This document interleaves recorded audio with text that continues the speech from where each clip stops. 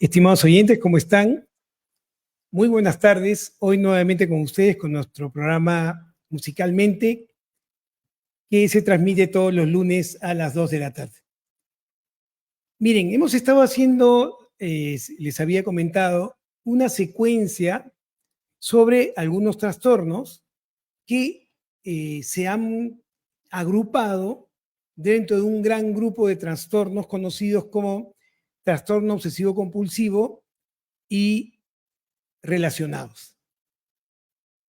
Si recuerdan, en nuestras reuniones anteriores hemos visto tricotilomanía, jalarse el cabello, hemos visto el síndrome de escoriación, que es hacerse herida, ¿no? En la piel usualmente. Hemos visto también el síndrome dimórfico corporal y hoy vamos a terminar esta secuencia con un trastorno que muchas veces se caricaturiza, pero que es sumamente invalidante cuando es moderado a severo. Hoy vamos a hablar del trastorno de acumulación. Y probablemente ustedes tengan referencias sobre este trastorno, debido a que hay un término que se usaba frecuentemente para describir este trastorno de acumulación que se conoce como síndrome de Diógenes, ¿no? Pero en realidad el síndrome de Diógenes tiene sus propias características, no es un trastorno de acumulación frecuente, más bien infrecuente, ¿no? Pero es probablemente el trastorno dentro de los procesos de acumulación que más difusión ha tenido porque el cuadro es aparatoso realmente y visto en información y en pantalla es mucho más, entre comillas, atractivo para la opinión general. Pero el trastorno de Diógenes no es tan frecuente como sí otros tipos de trastorno de acumulación compulsiva. Entonces, ¿cuál es la característica del trastorno de acumulación compulsiva? El trastorno de acumulación compulsiva es una irresistible e inevitable imposibilidad de poder deshacerse de las pertenencias. Es decir, el paciente se ve inhábil de poderse deshacer de sus cosas porque cree ciertamente que necesita guardarlas. Entonces, los pacientes no botan las cosas, más bien las comienzan a acumular por esta sensación de que no se pueden deshacer de ellas porque probablemente y en algún momento las puedan necesitar. Se ha presentado en televisión, en el cine, películas con respecto a este tipo de trastorno. Y probablemente cuando se ven estos casos, deben haber visto ustedes personas que inicialmente se dedicaron a la venta de objetos, ¿no? Y que posteriormente comenzaron a acumular todos aquellos objetos que no podían vender o que por alguna razón u otra no se vendían y se comenzaban a acumular. Porque el paciente pensaba que en algún momento lo iba a poder vender. Pero luego comienza a pasar el tiempo, estos objetos pierden valor, pasan de moda y se siguen acumulando. Y a estos objetos se juntan otros objetos y más objetos y más objetos y llega un momento en el cual el lugar donde uno vive comienza a estar lleno de diferentes objetos que son guardados con tesón independientemente del valor que pudieran tener. No son necesariamente objetos valiosos, pero para la persona que sufre este trastorno lo es porque piensa que en algún momento lo va a poder vender o en algún momento le va a ser útil. Entonces, no pueden deshacerse de sus pertenencias, no pueden deshacerse de los objetos. Y entonces, si esta persona, ¿no? Tiene familia, está casada, tiene hijos, ¿no? Va a perder la perspectiva de cuánto el acumular puede incomodar a la familia, puesto que comenzará a ocupar todos aquellos espacios de la casa donde de alguna u otra forma se pueda acumular objetos. Entonces, comenzará el paciente a tener pilas de objetos cajas, paquetes, objetos de diferente característica, plásticos, y estos serán guardados y comenzarán, como les digo, a acumularse en pilas, comenzando a llenar primero todos aquellos muebles que permitan apoyar algo, ¿no? Se llenarán todas las mesas, se llenará el lavabo, se llenará la mesa central de la cocina, la propia cocina, todo donde se puedan de alguna u otra forma apoyar cosas. Y esto será de manera desordenada. Y cuando ya no se puede apoyar en algún mueble, bueno, será en el suelo. Y cuando todo el suelo esté ya copado de objetos, entonces se comenzarán a apilar, uno encima de otro, encima de otro, encima de otro, hasta que llega un momento en que cuartos que tenían una función específica, por ejemplo, un dormitorio, estará tan lleno de cosas que será imposible poder dormir en ese cuarto, y entonces quien dormía ahí tendrá que trasladarse a la sala o al comedor a dormir porque ya ese lugar es inhabitable debido a que está lleno de objetos. Y así se puede llenar la cocina, entonces ya no se cocinará ahí, se cocinará en otro lugar, justamente porque ya es imposible tener alguna actividad en la cocina porque está llena de objetos. El asunto importante acá es que el paciente no tiene conciencia del proceso, es decir, está convencido que debe guardar las cosas. Esto puede generar ansiedad en relación a la problemática que se puede generar con la familia, que se puede generar en los procesos de socialización. Pero esta ansiedad no es suficiente para que corrija la conducta y deje de acumular. No solamente deje de acumular, sino que permita que lo acumulado de alguna u otra forma sea desechado. Entonces, como le digo, la ansiedad transita más por la idea de estar incomodando, pero además una ansiedad muy, muy intensa de deshacerse de los objetos. De tal forma que, como les había comentado, esta acumulación comienza a ser progresiva, gran cantidad de cosas, y como les digo, y lo más importante, es que no tiene relación con el precio o el valor real del objeto, ni afectivamente ni económicamente. Simplemente los objetos se acumulan. Entonces, la acumulación compulsiva es un trastorno que se presenta usualmente entre los 15 y los 19 años, más o menos. Pero si el trastorno avanza, ¿no es cierto?, va haciéndose cada vez más complicado hasta llegar a procesos que pueden ser tan terribles como no poder habitar la casa y tener que vivir fuera de ella, en el garaje, en el jardín, etcétera. ¿Muy bien? Entonces, es importante que cuando se note que el paciente entra a este proceso de acumulación, se pueda hacer una intervención temprana para evitar las complicaciones propias de que este trastorno continúe en el tiempo y empeore. Se calcula aproximadamente que entre 0.4 y a 2 a 5% de la población tendría este trastorno de acumulación. Pero hay mucha discusión con respecto a estas cifras debido a que sintomatológicamente puede estar relacionado con otros cuadros, con el trastorno obsesivo compulsivo, por ejemplo. O hay pacientes con trastorno de esquizofrenia, por ejemplo, que son acumuladores. Entonces, no se tiene claro a ciencia cierta cuál es la prevalencia de este trastorno de acumulación. Por lo tanto, es importante señalar que independientemente de que no esté clara la prevalencia, es un cuadro muy complicado que al progresar puede producir muchas complicaciones tanto para el paciente como para la familia.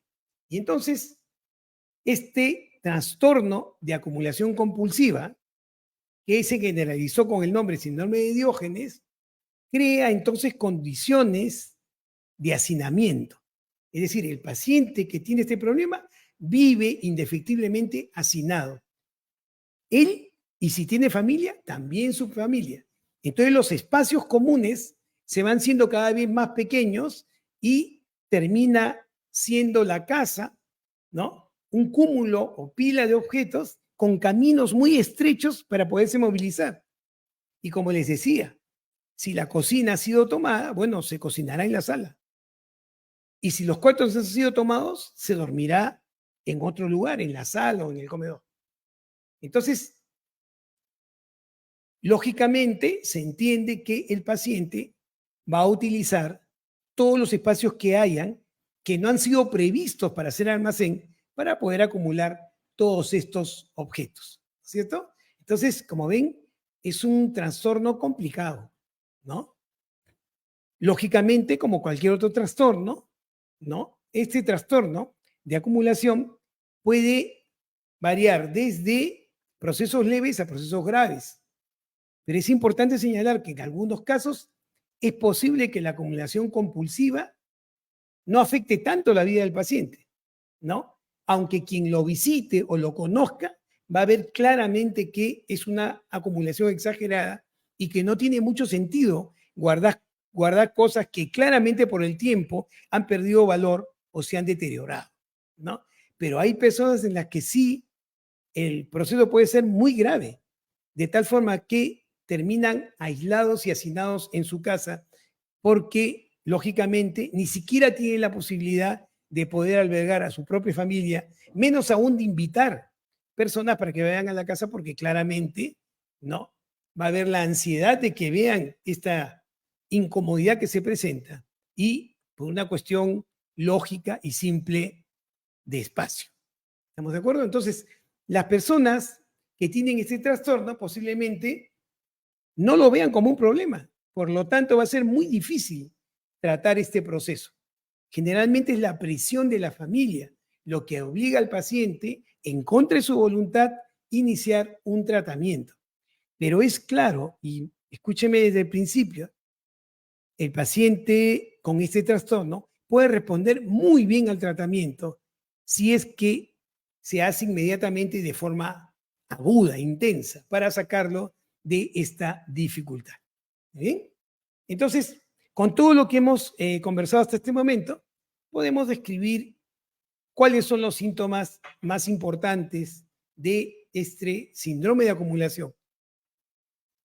Vean ustedes, les había comentado, primero, este es un trastorno que empieza leve y después se va agravando en el tiempo, primero, y tiende a ser un comportamiento privado. Es decir, el paciente comienza a acumular sin necesariamente informar o explicar por qué, ¿no? De pronto comienza a dejar cajas en el cuarto, ¿no? De pronto se van acumulando más cajas, ¿no? Si es una persona casada, ¿no? Una mujer casada, en realidad se puede, no, es que acá estoy guardando, no sé, me quedaron de la venta de estos libros, estos de acá los estoy guardando y después los voy a cambiar de sitio. Pero después, poco a poco, se comienza a acumular más cajas y más cajas y más cajas hasta que hay que salir del cuarto porque claramente la superficie de la cama va a comenzar a ser un lugar donde también se comiencen a poner cajas, ¿no es cierto? Y como es progresivo, ¿no? La pareja va a intentar, ya cuando la cosa claramente es un problema, advertir al paciente que está en una dificultad, pero va a ser muy complicado al ser progresivo, ¿no? Entonces hay que tener mucho cuidado para poder poner cartas en el asunto tempranamente. Porque al momento que uno lo comience a notar, ¿no? Ya probablemente la enfermedad haya progresado. Y recuerden ustedes, si yo, por ejemplo, tengo una esposa con este síndrome de acumulación y soy permisivo, ¿no?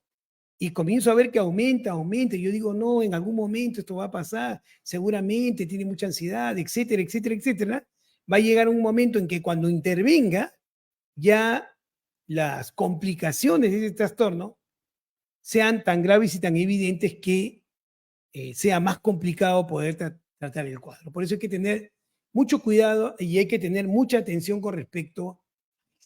Entonces, lo primero que pasa es que el paciente comienza a acumular una cantidad excesiva de objetos que quizás no necesite por el momento, para los cuales no tiene espacio suficiente. Pero cuando se le cuestiona al paciente, oye, ¿por qué acumulas tantos objetos? El paciente dirá, no lo voto porque en algún momento lo voy a necesitar, o dirá, no lo voto porque tiene mucho valor, sea sentimental o económico. cuando es evidente que esto no es real. En segundo lugar, hay una dificultad constante para deshacerse de estos objetos, ¿no es cierto? Independientemente, como repito, de su valor real. Entonces, primero el paciente acumula. Segundo, este atesoramiento de los objetos no tiene ninguna relación con su valor real, ¿no? Y entonces, el tercer síntoma es la necesidad del paciente de guardar objetos y sentirse muy mal si es que tiene que deshacerse del objeto o de alguna u otra forma es conminado por un familiar o por alguna persona para que renuncie a justamente estos objetos. Y por último, ustedes van a ver que el lugar donde vive el paciente va a ser realmente un desorden. Un desorden al punto que muchas veces la casa resulta siendo inhabitable por semejante desorden. ¿Estamos de acuerdo? Entonces, vean ustedes que hay entonces la necesidad de acumular, independientemente del precio que tengan las cosas, hay angustia por dejar los objetos y hay un desorden importante. No confundir con el coleccionista, ¿no? El coleccionista colecciona cosas muy puntuales, ¿no es cierto? De repente yo soy un coleccionista de estampillas y yo le voy a dar valor real a esas estampillas y además las voy a tener ordenadas y orgulloso de mi colección en exhibición. En el acumulador es todo lo contrario. Los objetos no tienen valor, se acumulan sin ningún orden, pueden estar sucios, amontonados, con ninguna intención de mostrarlos, y en un desorden que habla claramente de una patología. ¿Estamos de acuerdo? Entonces, vamos a tener estas dificultades y claramente uno puede darse cuenta de que estamos transitando por un trastorno. Entonces, ¿cuáles son las consecuencias inmediatas? ¿Qué es lo que sucede si vivo con un acumulador? Primero, lógicamente, se formarán pilas desordenadas, ¿no es cierto?, de la acumulación de estos objetos, que pueden ser periódicos, ropa, papeles, libros o cualquier artículo que yo considere de valor sentimental. Por lo tanto, estos objetos que se acumulan, ¿no es cierto?, y obstaculizan los espacios donde el paciente camina o vive, hace difícil poder entender que esta acumulación de objetos tenga algún sentido cuando claramente está alterando la calidad de vida del paciente y si tiene familiares de la familia. Entonces, las habitaciones, como les había comentado, no se pueden utilizar para sus objetivos iniciales. La habitación no se puede usar como habitación, la cocina no se puede usar como cocina, el baño podría no poderse utilizar y tener que hacer las necesidades más bien en baldes en la sala porque ya no hay cómo entrar al baño. Algunos pacientes inclusive pueden acumular comida o basura que generan entonces condiciones insalubres considerables y que además va a llamar animales desagradables, ¿no? Insectos, más posibilidad de haber infecciones, ratas, cucarachas, etcétera, porque se guardan los alimentos, obviamente esos alimentos se van a podrir, pero el paciente no lo va a botar porque piensa que en algún momento podría rescatarlo, podría tener algún valor. ¿Muy bien? Entonces, lógicamente esto va a generar un sufrimiento emocional muy intenso. ¿Por qué? Porque el paciente y la familia van a tener imposibilidad de desenvolverse adecuadamente en lo cotidiano. Mantener la seguridad de la casa va a ser imposible, ¿no es cierto? Y pobre de mis mascotas, si el paciente y la familia del paciente tienen mascotas, imagínense, rápidamente se enfermarán y rápidamente ya no los acompañarán. Entonces, sumado a esto, hay un conflicto permanente con las personas con las que uno se relaciona. Y entonces, indefectiblemente en el tiempo, esta persona iniciará un aislamiento social, los amigos se apartarán, ¿no? Probablemente, y si la intensidad es muy importante, pierde el trabajo y entonces las dificultades sociales van a ser predominantes. ¿Se dan cuenta? Paradójicamente, vean ustedes, en este desorden, el paciente con síndrome de acumulación puede perder más bien cosas importantes, cosas de valor. Le va a ser imposible encontrar algo de real valor cuando lo quiera buscar, porque va a ser tal el cúmulo de objetos que va a ser imposible poder ubicar dónde están las cosas. Porque uno de los síntomas, como le decía, es el desorden. Las cosas entrarán como entren. ¿Se dan cuenta? Entonces, como ven, es una dificultad o un trastorno que genera dificultades que son sumamente complicadas. Ahora, ¿qué objeto suele guardar la persona que tiene este trastorno de acumulación? Primero, va a guardar objetos comunes como papel, por ejemplo, ¿no? Bueno, antes llegaba el correo, recuerdan, llegaba el correo en cartas, ¿no? Cartas, revistas, diarios, ¿no? Los documentos de cobranza, las facturas, ¿no? Esto que aparentemente puede ser útil, uno comienza a juntarlo. Los boletos del bus, ¿no? Comienza a hacer pilas de boletos de bus, pilas de libros que no lee, ¿no? Pilas de periódicos antiguos, revistas, ¿no? Dándoles un valor que en realidad no lo tienen, ¿no es cierto? Luego, ropa, ¿no es cierto? Ropa que no se usa o ropa que ya le queda grande o le queda chica. La ropa, si esta señora, por ejemplo, tiene hijos o esposo, ¿no? La ropa que ya no les queda, todo se irá acumulando. Cajas, bolsas de papel y de plástico. Hay personas, como les había dicho anteriormente, que acumulan basura o comida. Y son pocas las personas, pero se dan los casos que también acumulan desechos de animales o desechos humanos. Si bien esto es infrecuente, se puede presentar personas que acumulen, como les digo, desechos animales o humanos. ¿Y cuáles son entonces las creencias? ¿Qué es lo que argumenta la persona con este síndrome para justificar lo que le está sucediendo? Primero, cree que los objetos son únicos y que los va a necesitar en algún momento. Es decir, ese periódico cochino, roto, en algún momento lo voy a necesitar y tiene estas características que lo hacen único. Imagínense, ¿no? Además, el paciente tiene una conexión emocional con los objetos, porque los objetos pueden recordarle épocas pasadas, felices, ¿no? O pueden representar parte de su vida. O le pueden recordar a mascotas o personas queridas. Y entonces, el acumular hace que las personas que sufren este trastorno se sientan más seguras y cómodas, rodeados de todos estos objetos. Resultado, no quieren desechar nada. ¿Estamos de acuerdo? Entonces, no confundir. Una cosa es acumular y otra cosa es coleccionar. Coleccionar. ¿Muy bien? Entonces,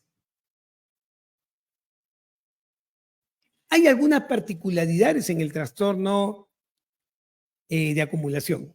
Como les decía, por mucho tiempo se hacía un sinónimo, ¿no? Se decía, el trastorno acumulativo también se llama síndrome de Diógenes, pero el síndrome de Diógenes es un tipo de trastorno acumulativo. ¿Cuáles son las características del síndrome de Diógenes? Vean ustedes. Primero, yo les había dicho que el síndrome acumulativo puede empezar de entre los 15 y 19 años, pero el síndrome de Diógenes usualmente se presenta en las personas de la tercera edad, en personas mayores de 65 años. En segundo lugar, cuando esta persona acumula objetos, tiene claramente un deterioro social que no está en relación directa por cuánto acumuló. ¿No es cierto? Entonces la persona decide aislarse socialmente, ¿no? Y la característica en el síndrome de Diógenes es que ahí sí es evidente que lo que el paciente está acumulando no sirve para nada. Yo puedo acumular cajas o objetos de plástico y puede decir, no, el plástico lo puedo reciclar. Pero quienes tienen síndrome de Diógenes realmente acumulan cosas inservibles y es muy probable que acumulen basura orgánica. Entonces, en el síndrome de Diógenes hay esta posibilidad alta de acumular basura orgánica que no es usual en este trastorno de acumulación, ¿no? También la característica es que el paciente tiene un cuidado totalmente negligente. El paciente es autonegligente. Se le ve claramente en una condición de abandono. Descuida su aliño personal, no se asea, ¿no? Entonces, claramente hay, entre comillas, una consonancia entre su vida, entre objetos y basura orgánica y cómo se les ve. Y cuando se le quiere ayudar a un paciente con síndrome de Diógenes, se pone agresivo, no permite que nadie lo ayude. Su conciencia de enfermedad es nula. No pueden entender que están en una conducta anómala. No. Piensa que están en lo correcto, piensa que está bien lo que están acumulando y claramente no piden ayuda. ¿Estamos de acuerdo? Entonces, por eso les digo, deben haber visto ustedes en algún momento dramatizado en una película o en una serie personas acumuladoras que tienen esta descripción que les acabo de hacer, síndrome de Diógenes. Pero como les digo, no es lo más común. Ustedes pueden ver personas que se cuidan totalmente higiénicas, bien vestidas, todo con un síndrome de acumulación. Que van, trabajan y su casa está llena de cosas, ¿no? Que cuando uno ve dice claramente, oye, tiene un problema. Pero no necesariamente se va a expresar o no se va a expresar, no es común, en su aliño personal y en su cuidado. En cambio, en el síndrome de Diógenes es una condición. Pacientes ancianos, pacientes descuidados, ¿no? Autonegligentes, que no permite que les ayude de ninguna forma y no tienen ninguna conciencia de que están frente a una anomalía. Hay otra característica que es interesante. Bueno, aquellos que son fanáticos de Los Simpson, ¿no? Hay un personaje dentro de Los Simpson que es una señora mal alineada, mal trajeada, ¿no? Que casi no se le entiende lo que habla, que está llena de gatos, pero que claramente la acumulación de sus gatos no transita por cuidarlos, porque en Los Simpson esta señora cuando se siente agredida agarra un gato y se lo tira al otro. ¿Cómo se llama este síndrome? También es un síndrome acumulativo y se llama síndrome de Noé. Síndrome de Noé. Entonces, ¿cómo es el síndrome de Noé? Son personas que acumulan animales domésticos, principalmente perros y o gatos, en su propio domicilio. Entonces, hay un intento obsesivo de ir incrementando el número de gatos, de perros. Sí, obsesivo, a pesar de que las condiciones de esta persona no le van a permitir, no le va a permitir poder cuidar estos animales. Por lo tanto, en el síndrome de Noé, el cuidado de los animales, ¿no es cierto?, está ausente. La persona no se da cuenta del descuido, cómo los animales pueden ir muriendo de hambre, por ejemplo, o de enfermedades que no puede identificar. Entonces, hay un intento obsesivo de mantener e incrementar su número. Y, como les digo, fracasa en el cuidado mínimo de estos animales. Y entonces, como en el síndrome de Diógenes, acá también cero conciencia de enfermedad, cero conciencia de que la conducta es inadecuada.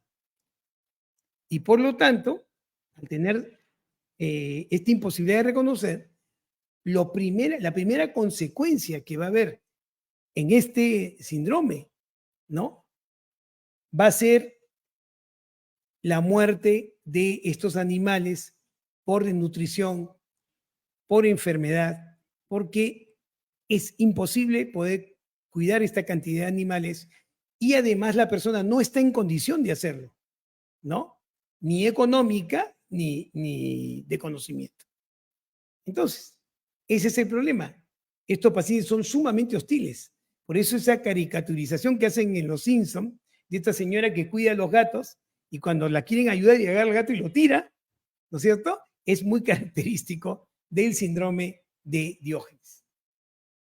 Usualmente los animales están confinados en el interior de la casa y cuando ya no hay espacio puede estar fuera de la casa, pero están dentro o en el entorno de la casa. Y debido a la gran cantidad de animales, a menudo, ¿no? Hay muchas quejas de los vecinos porque comprenderán, es imposible mantener higiene de tantos animales y entonces el olor, las infecciones, ¿no? La muerte de los animales que no son removidos, ¿no? Va a generar rápidamente una queja, ¿no? De los vecinos para que haya una intervención por parte de la municipalidad, ¿no? O de las autoridades. Y entonces, acá sí se pone en riesgo, obviamente, la salud de esos animales, se pone en riesgo la salud del paciente que tiene este trastorno, la salud general, y por supuesto, los vecinos que le rodean.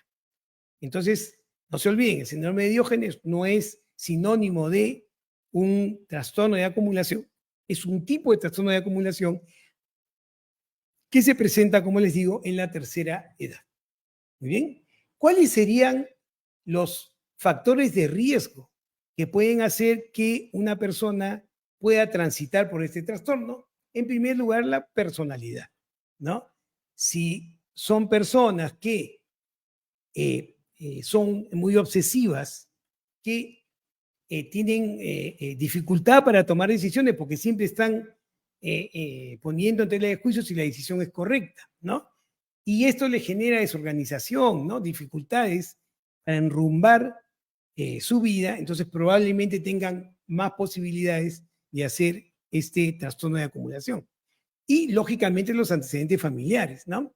Hay una estrecha relación entre familiares con trastorno de acumulación compulsiva y padecer este trastorno.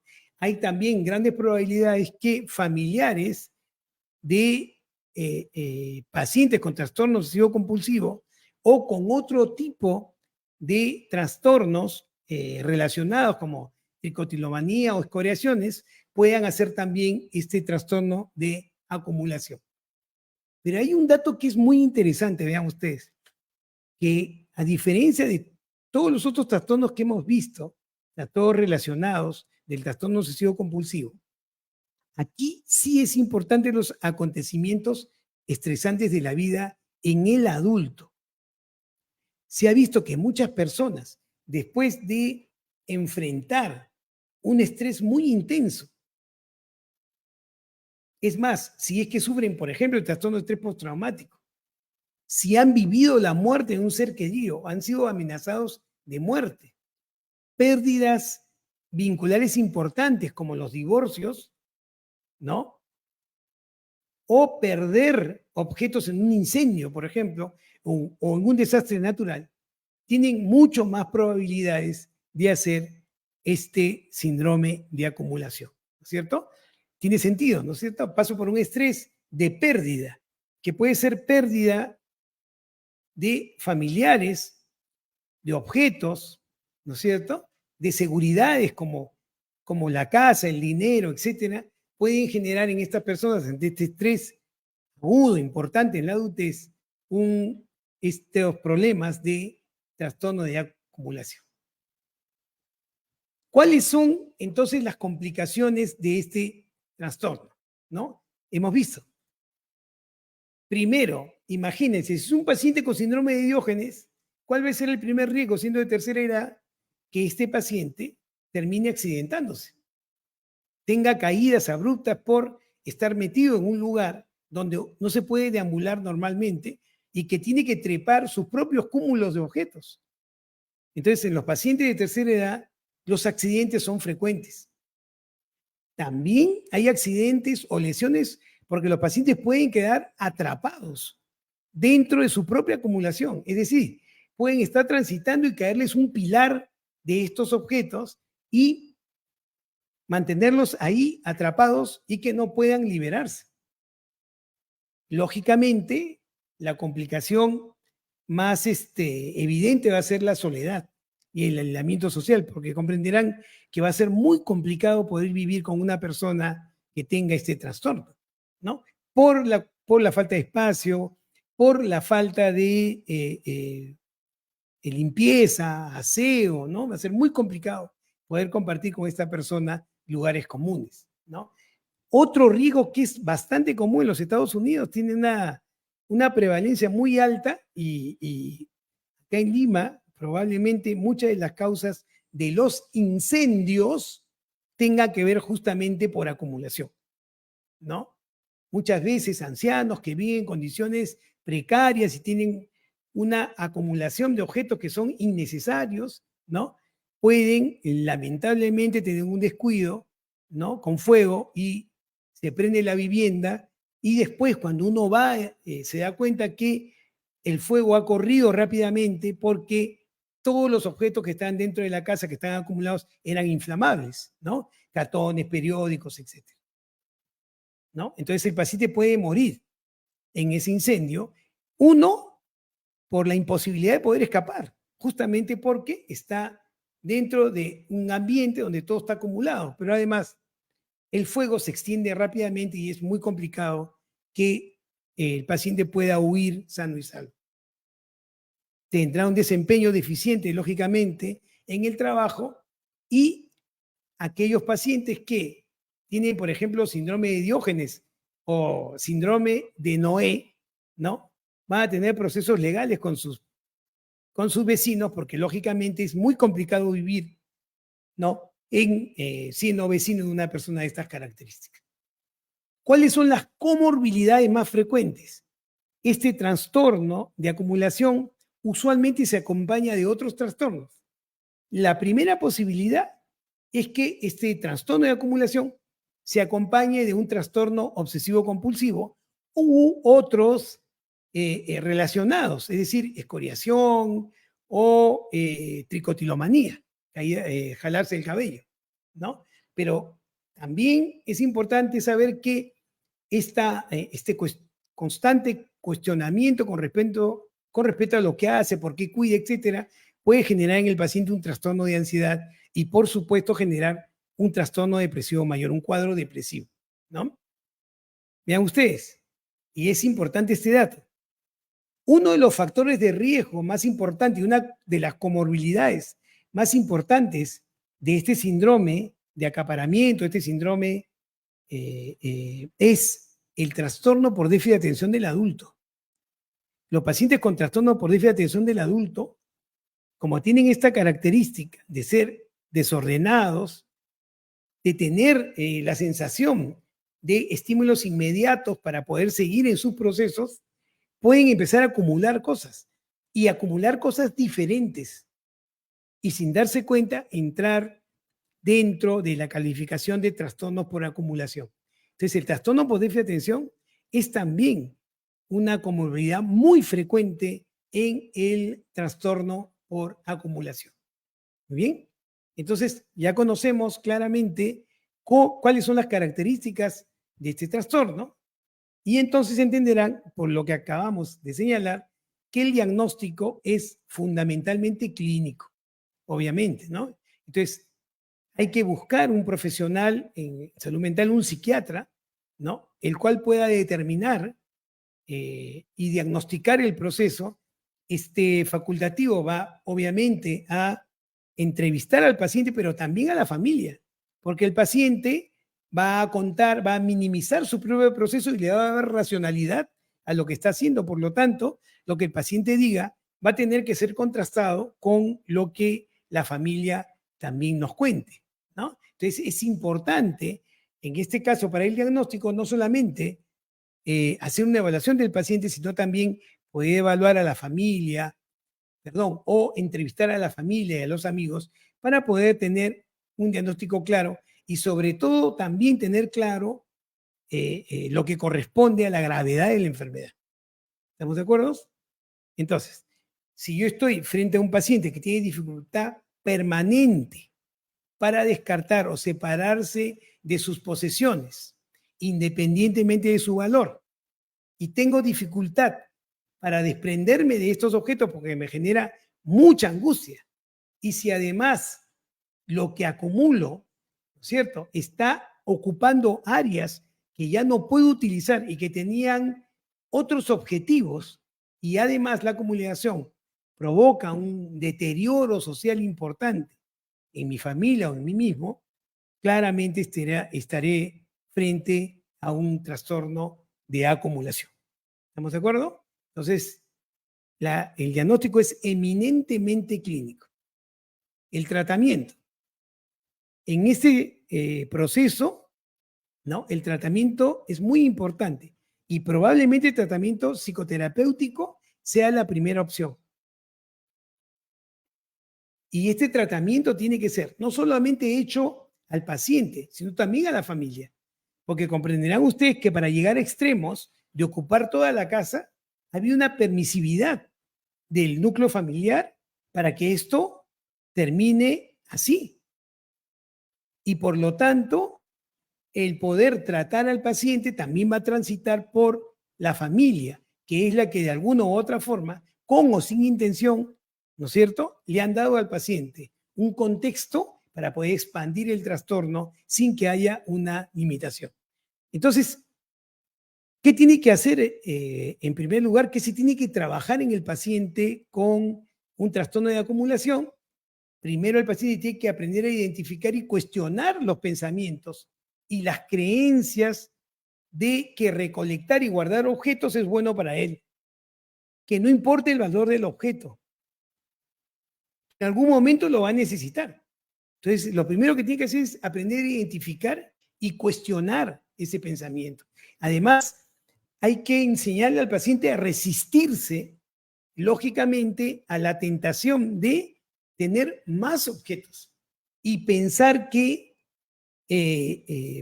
acumulándolos, ¿no es cierto?, su bienestar va a ser mayor. Entonces, bloquear el pensamiento, identificar y bloquear el pensamiento, cuestionarlo, aprender a resistirse al proceso de acumular y lógicamente tendré que aprender a organizarme, a organizar las cosas, a poder dividir qué cosa es qué para poder descartar. ¿Se dan cuenta? Es muy complicado para estos pacientes. Han habido muchas circunstancias, hemos tenido pacientes que han decidido que lo ayuden a descartar los objetos. Y uno puede pasarse todo el día, viendo al paciente clasificar para después desechar esa clasificación y volver a empezar. ¿No? Cuando claramente ha conocido y dice, bueno, efectivamente esto ya no, pero, empieza el pero, lo pone junto con otros objetos y dice, no, este objeto no. Y así es muy complicado poder, por lo menos, desechar objetos que claramente son inservibles, ¿no? El paciente tiene que mejorar sus habilidades de socialización y por lo tanto serán importantes las visitas de los familiares, de los amigos, para que el paciente pueda contrastar el mundo real con la situación en que él está viviendo.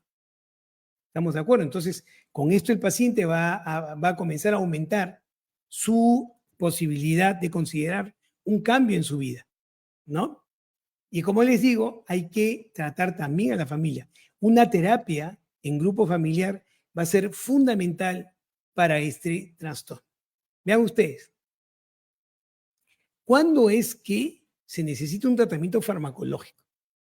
Se cae de maduro, ¿no es cierto? Si el paciente con un síndrome de acumulación tiene comórbido un trastorno obsesivo compulsivo o otros sucedáneos del trastorno obsesivo compulsivo, ¿no? Y este proceso es moderado, va a haber la necesidad de usar antidepresivos. Y como les hemos comentado en nuestra reunión de trastorno obsesivo compulsivo, funciona muy bien los antidepresivos, porque tienen un efecto antiobsesivo muy importante, ¿no? Y hay una selección de estos fármacos que pueden ayudar al paciente a disminuir los pensamientos parásitos y a poder considerar que realmente sería importante realizar un cambio. ¿Estamos de acuerdo? Pero además podríamos estar frente a una serie de comorbilidades. Y al estar presentes las comorbilidades, va a ser necesario también un tratamiento farmacológico. ¿no? El paciente puede estar deprimido, profundamente deprimido, o puede tener un trastorno de ansiedad muy importante, o un trastorno de estrés postraumático, como les había comentado inicialmente. Y no va a haber forma que el tratamiento funcione si es que no se trata la comorbilidad con la misma intensidad con la que se trataría este trastorno de acumulación. Por eso es muy importante tomar esto en cuenta. Se los he dicho en reiteradas oportunidades, no tienen que tener temor a un afrontamiento psicofarmacológico. No hay necesidad de tener temor. Muchas veces los fármacos nos pueden ayudar. Y se los he dicho en reiteradas oportunidades, los antidepresivos no producen dependencia, ¿no? Les había comentado, el 75% de los pacientes con depresión que inician tratamiento con antidepresivos lo dejan a los 21 días, porque ya se sienten bien y piensan que son como los antiinflamatorios, los analgésicos o los antibióticos, ¿no? Demostrando que no hay dependencia en realidad. Pero es importante tomar en cuenta que el fármaco puede aportar muchísimo en la mejora de estos pacientes y no hay que privarlos de la posibilidad de que esta mejora se establezca. Lógicamente, esto recetado por un profesional, un psiquiatra, por supuesto, ¿no? Y que fundamente bien las razones y los objetivos por los cuales este paciente está siendo medicado. Porque la medicación no va a mejorar necesariamente el trastorno de acumulación. Estamos instalando el fármaco para disminuir los pensamientos obsesivos, para mejorar el estado de ánimo, para bajar la ansiedad y el paciente tenga más claridad con respecto a lo que está viviendo y pueda tener mucho más elementos para decidir cambiar esta vida que claramente es nociva para él. Por si acaso los niños no están exentos de este trastorno. Entonces, para los niños, el trastorno de acumulación, ¿no? Puede ser tan angustiante como el adulto y acá sí es muy importante que los padres participen en el tratamiento de los hijos, ¿no? Algunos padres piensan que dejándolo al niño que acumule, ¿no? Para evitar que el niño se frustre o reniegue o haga pataletas, al implantar esta permisividad con respecto a la acumulación, esto comprenderán, va a empeorar el cuadro y va a ser lógicamente que este síndrome se cronifique. Por lo tanto, la familia es fundamental. Los padres son fundamentales cuando estamos frente a un niño con un trastorno de acumulación. El niño va a tener mucha angustia. Y recuerden ustedes que, a diferencia de los adultos, en los niños con trastornos de ansiedad o depresión, ¿no? Uno de los síntomas más prevalentes es la conducta agresiva. Entonces, no vayan a confundir capricho con un cuadro depresivo que esté transitando en este niño, que además tiene un síndrome de acumulación. Entonces, la familia va a ser fundamental. Ahí tiene que haber un proceso que ayude al niño. La familia no se puede adaptar a este síndrome de acumulación del niño porque, como les digo, va a reforzar claramente esta conducta. Entonces, la terapia del niño, ¿no? Tiene que ser con asesoramiento de un profesional para que los padres puedan intervenir, ¿no? Y poder responder adecuadamente a la conducta del niño a través de un manejo que debe ser siempre supervisado por un profesional de salud mental. ¿Estamos de acuerdo? Entonces, en resumen, miren bien, hemos tratado en estas reuniones, en estas últimas semanas, los trastornos que están relacionados con el trastorno obsesivo compulsivo, ¿no es cierto? Las escoriaciones, la tricotilomanía, ¿no? El trastorno dimórfico corporal y hoy el síndrome de acumulación. Todos ellos tienen como común denominador pensamientos obsesivos, conductas compulsivas, que claramente son inadecuadas. Han visto que en todos estos trastornos la combinación de tratamiento psicoterapéutico y farmacológico puede ser de elección, ¿no? Pero que se necesita claramente la presencia de un profesional en salud mental para poder ayudar, dirigir, asesorar, para solucionar todas estas dificultades que hemos ido explorando en este último mes. Recuerden ustedes entonces, todo lo que se trate precozmente tiene claramente un mejor pronóstico, ¿no? Entonces, es bueno llevar una buena relación con el hijo, con la esposa, con los padres, es bueno, por supuesto que sí, pero la permisividad que nosotros comprometemos para mejorar el vínculo no puede sacrificar la calidad de vida ni de uno mismo ni del familiar. Entonces hay que tomar en cuenta esto porque al final, en vez de ayudar al paciente, definitivamente le estamos haciendo daño. Así que hay que tener mucho cuidado con esto. Un abrazo para todos, una maravillosa semana y recuerden, no hay nada mejor que estar con la familia, no hay nada mejor que mostrar respeto, cariño y empatía por los demás. Un fuerte abrazo para todos y nuevamente que tengan un lindo fin de semana.